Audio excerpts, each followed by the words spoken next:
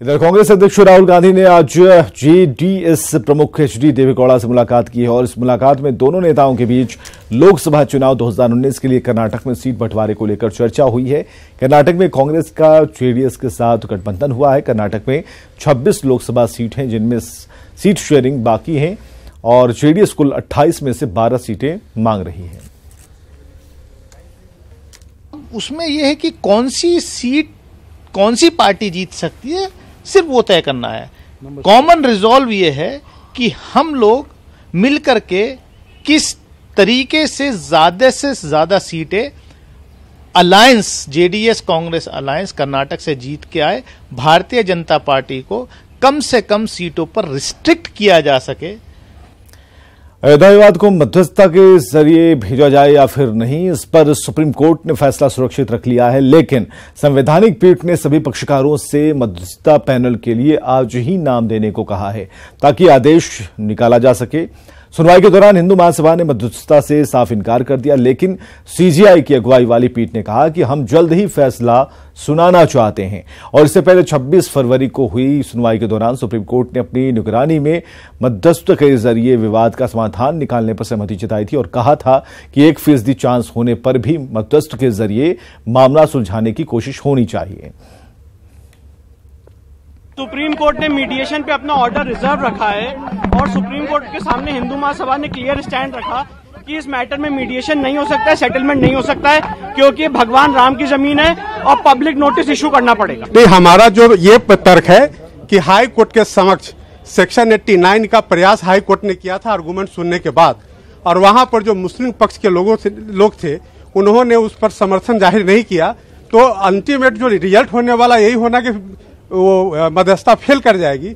हम लोग चाहते कि अब किसी तरह का समय बर्बाद ना हो और इस पूरे मामले पर कोर्ट का फैसला है। और अपनी तरफ से कहा गया, देखिए हम चाहते थे कि फास्ट ट्रैक कोर्ट बने, जल्द से जल्द निर्णय हो, लेकिन अगर नहीं होता, अगर माननीय कोर्ट सुप्रीम कोर्ट इस बात को कह रहा है, विकल्प दे रहा है मध्यस्थता के लिए, तो हम तैयार हैं कि मध्यस्थता किया जाए। केस तो चलता ही रहेगा, जो होगा देखा जाएगा, लेकिन मध्यस्थता के लिए भी हम तैयार हैं। हम चाहते हैं कि आपसी अगर जो सहमति के आधार पर अगर भव्य मंदिर का निर्माण होता तो इससे अच्छा कोई बात नहीं हो सकती। लेकिन अगर कोर्ट सुलझाना चाहे सुलझावे भी, फैसला करना चाहे फैसला भी करे, क्योंकि हिंदू पक्षकार भी कहता है कि हम कोर्ट की मानेंगे, मुसलमान पक्षकार भी कहता है कि हम कोर्ट की मानेंगे।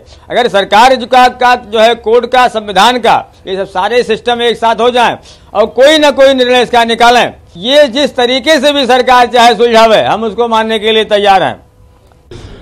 Whereas Ram Janmabhoomi, where Ram was born, is according to faith only one place, and that is a fundamental right. So the only scope left is that the Muslim parties go somewhere else, take compensation for the land. और खबर है पटना से जायकर विभाग की छापेमारी हुई है। Executive engineer के आवास पर छापेमारी की गई है। वर्तमान में नालंदा में इंजीनियर हैं। गांधी मैदान थाना क्षेत्र के रामायण अपार्टमेंट में छापेमारी की गई है।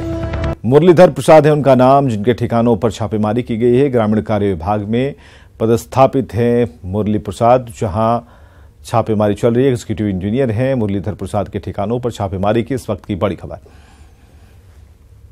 आयकर विभाग की छापेमारी जो है वो पटना में चल रही है और ये छापेमारी जो है रामायण अपार्टमेंट के 4थे तल्ले पे ये चल रही है और फिलहाल किसी भी शख्स को अंदर जाने की अनुमति नहीं है। बताया जा रहा है कि मुरलीधर प्रसाद जो हैं एग्जीक्यूटिव इंजीनियर हैं ग्रामीण कार्य विभाग में, उनके इस ठिकाने पे छापेमारी चल रही है। आयकर के तमाम जो इन्वेस्टिगेशन से जुड़े अधिकारी हैं वो यहाँ पहुँचे हुए हैं और इस दौरान किसी भी आने जाने वालों को जो इस अपार्टमेंट में रह रहे हैं उनकी सघन जांच की जा रही है। बाहर से किसी भी व्यक्ति को अंदर जाने की अनुमति नहीं है, प्रवेश की इजाज़त नहीं है।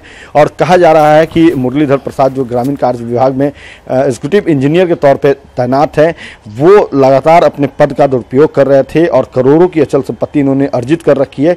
जिसके बाद ये सूचना मिलने के बाद जो है आयकर विभाग के जो अधिकारी हैं वो यहाँ पर पहुँचे हैं और छापेमारी जो है वो कर रहे हैं। जो हमारे आधिकारिक सूत्रों से जो जानकारी मिली है, आयकर विभाग के आधिकारिक सूत्रों से जो जानकारी मिली है, उसके मुताबिक मुरलीधर प्रसाद के इस ठिकाने से कई दस्तावेज जो हैं वो पद का दुरुपयोग कर करके जो उन्होंने करोड़ों की अचल संपत्ति अर्जित की है उससे जुड़े हुए कई दस्तावेज जो है आयकर विभाग के अधिकारियों ने बरामद किया है। कई भूखंड और लाखों के जेवरात जो है वो भी बरामद किए गए हैं। बैंक जो है जो डिपॉजिट किया गया है दस्तावेज वो भी बरामद किए हैं। फिलहाल ये छापेमारी चल रही है और छापेमारी के बाद क्या कुछ मामला सामने निकल करके आता है, कितनी की अचल संपत्ति इनके यहाँ से बरामद की जाती है, ये देखना बेहद अहम होगा।